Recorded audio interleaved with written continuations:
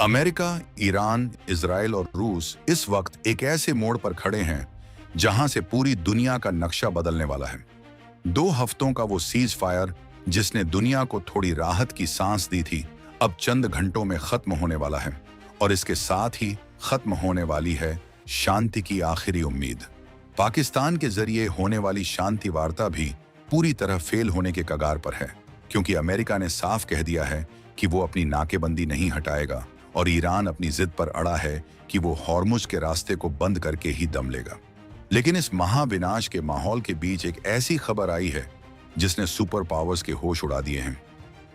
क्या आप सोच सकते हैं कि जब दुनिया की सबसे बड़ी अर्थव्यवस्थाएं घुटनों पर आ रही हों, तब भारत की इकोनॉमी 7% की रफ्तार से दहाड़ रही है?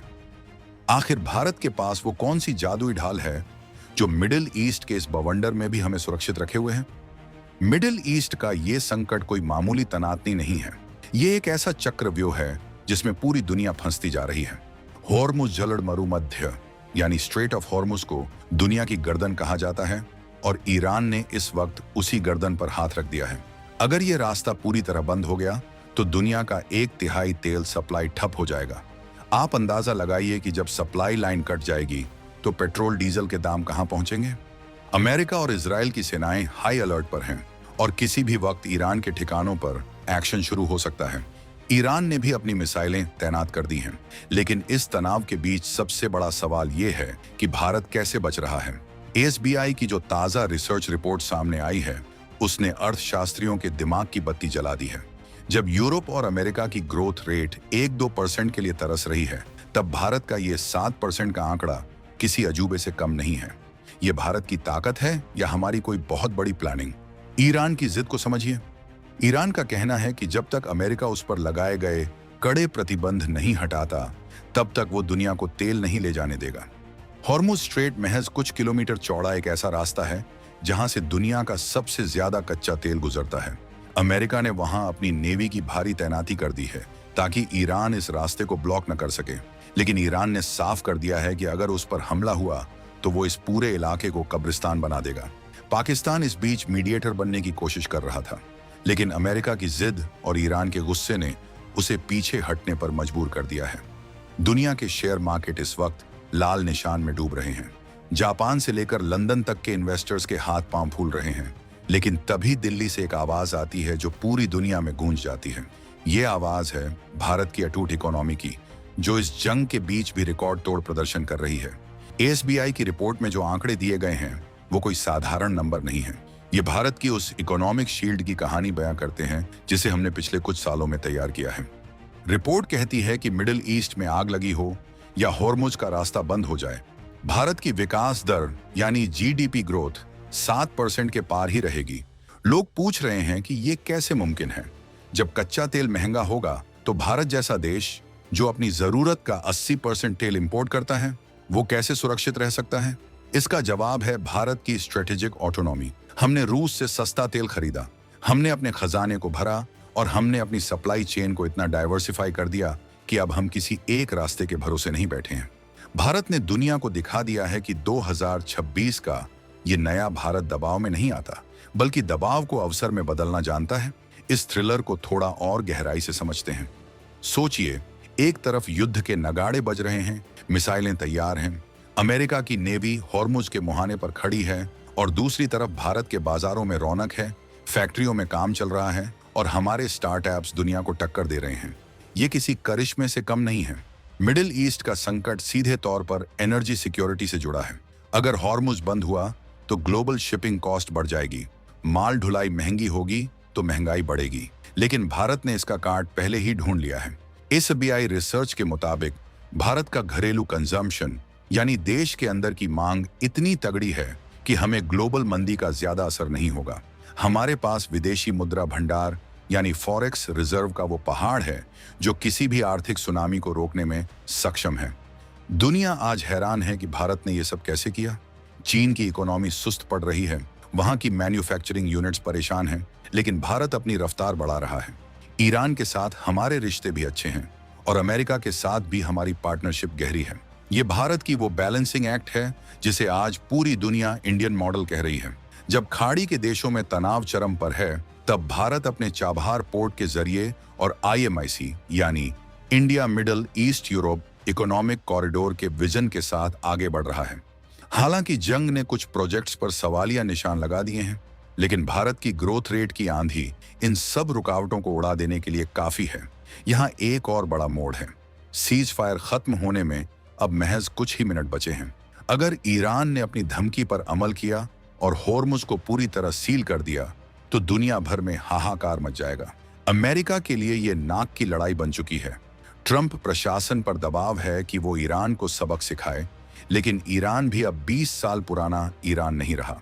उसके पास ड्रोन की वो ताकत है जिसने हालिया संघर्षों में बड़े बड़ों को धूल चटाई है। इजराइल भी इस मामले में पूरी तरह एक्टिव है और वो किसी भी वक्त ईरान के न्यूक्लियर ठिकानों को निशाना बना सकता है।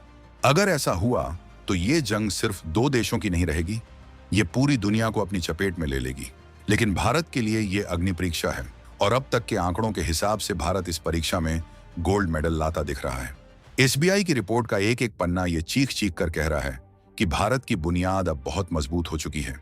हमारा इंफ्रास्ट्रक्चर डेवलपमेंट, डिजिटल क्रांति और मैन्युफैक्चरिंग सेक्टर ने हमें वो ताकत दी है जो पहले कभी नहीं थी। आज दुनिया के बड़े इन्वेस्टर्स अपना पैसा चीन से निकालकर भारत में लगा रहे हैं। क्यों? क्योंकि उन्हें पता है कि अगर दुनिया के किसी कोने में जंग छिड़ती भी है तो भारत वो किला है जो डिगेगा नहीं। भारत का शेयर मार्केट आज उन ऊंचाइयों को छू रहा है जहां पहुंचना कभी सपना लगता था। ये सब तब हो रहा है जब दुनिया की बड़ी बड़ी इकोनॉमी क्रैश होने के कगार पर है। क्या आपको नहीं लगता कि ये भारत का वो उदय है जिसे अब कोई नहीं रोक सकता? लेकिन रुकिए, पिक्चर अभी बाकी है। होर्मुज स्ट्रेट का बंद होना सिर्फ भारत के लिए ही नहीं बल्कि चीन के लिए भी बहुत बड़ा सिरदर्द है। चीन अपनी एनर्जी जरूरतों के लिए ईरान और खाड़ी देशों पर बहुत ज्यादा निर्भर है। अगर वहां जंग छिड़ती है तो चीन की इकोनॉमी का पहिया जाम हो सकता है। यहीं पर भारत को वो एज मिलता है जो उसे ग्लोबल लीडर बनाता है। भारत ने अपने एनर्जी सोर्सेस को इतना बांट दिया है कि अब हम सिर्फ खाड़ी के भरोसे नहीं हैं। हम अफ्रीका, लैटिन अमेरिका और रूस से अपने संबंध मजबूत कर चुके हैं। ये हमारी कूटनीति की वो जीत है जिसे इतिहास में याद रखा जाएगा। भारत ने दिखा दिया है कि राष्ट्रवाद सिर्फ नारों में नहीं होता बल्कि अपनी इकोनॉमी को इतना मजबूत बनाने में होता है कि दुनिया की कोई भी ताकत आपको हिला न सके। इस पूरे घटनाक्रम में एक और दिलचस्प बात है। पाकिस्तान इस वक्त बेहद नाजुक स्थिति में है। उसकी अपनी इकोनॉमी वेंटिलेटर पर है और वो ईरान अमेरिका के बीच सुलह कराने की नाकाम कोशिशें कर रहा है। उसकी वार्ता फेल होने का मतलब है कि अब हथियारों की भाषा बोली जाएगी। जब आपके पड़ोस में इतनी बड़ी आग लगी हो तो आपके घर को सुरक्षित रखना बहुत बड़ी चुनौती होती है। भारत ने न सिर्फ अपनी सीमाओं को सुरक्षित रखा है बल्कि अपनी अर्थव्यवस्था की रफ्तार को भी कम नहीं होने दिया। SBI रिसर्च की माने तो भारतीय रुपया भी दुनिया की अन्य मुद्राओं के मुकाबले ज्यादा स्टेबल रहने वाला है। ये स्थिरता ही है जो विदेशी निवेशकों को भारत खींच ला रही है। ईरान जंग के बीच जिस तरह से ग्लोबल इकोनॉमी क्रैश हो रही है वो डरावना है। जर्मनी मंदी की चपेट में है, जापान संघर्ष कर रहा है और अमेरिका का कर्ज आसमान छू रहा है। ऐसे में भारत का 7% की ग्रोथ रेट से आगे बढ़ना दुनिया को ये सोचने पर मजबूर कर रहा है कि भारत क्या कर रहा है जो बाकी नहीं कर पा रहे। जवाब है आत्मनिर्भरता। हमने अपने किसानों को मजबूत किया, हमने अपने छोटे उद्योगों को सपोर्ट दिया और हमने टेक्नोलॉजी के मामले में दुनिया को पीछे छोड़ना शुरू कर दिया है। आज भारत का UPI सिस्टम और हमारा डिजिटल ढांचा दुनिया के लिए मिसाल बन चुका है। यही वो चीजें हैं जो किसी भी बाहरी संकट के खिलाफ हमें ढाल प्रदान करती हैं। अब जरा इस बात पर गौर कीजिए कि आने वाले कुछ घंटे कितने महत्वपूर्ण हैं। सीज फायर खत्म होने के बाद अगर गोलियां चलीं और मिसाइलें दागी गईं तो तेल की कीमतें $150 प्रति बैरल के पार जा सकती हैं। ये वो स्थिति होगी जहां दुनिया के कई देश दिवालिया हो जाएंगे। लेकिन भारत ने अपने स्ट्रेटेजिक पेट्रोलियम रिजर्व्स को पहले ही भर लिया है। हमारे पास इतना तेल जमा है कि हम हफ्तों तक बिना किसी सप्लाई के अपना काम चला सकते हैं। ये दूरदर्शिता ही भारत को नया भारत बनाती है। हम सिर्फ आज का नहीं सोचते, हम 2047 के उस विकसित भारत का सपना देख रहे हैं जिसकी नींव आज रखी जा रही तनावपूर्ण माहौल में भारतीय नेतृत्व की परिपक्वता भी देखने लायक है। हमने कभी भी किसी एक पक्ष का आंख मूंद कर समर्थन नहीं किया। हमने हमेशा शांति की बात की, लेकिन अपने हितों से कभी समझौता नहीं किया। SBI की रिपोर्ट इसी नीति का समर्थन करती है। रिपोर्ट में साफ कहा गया है कि वैश्विक अस्थिरता के बावजूद भारत का सर्विस सेक्टर और एक्सपोर्ट मजबूती से खड़ा रहेगा। हमारा manufacturing sector make in India के दम पर नई ऊंचाइयों को छू रहा है।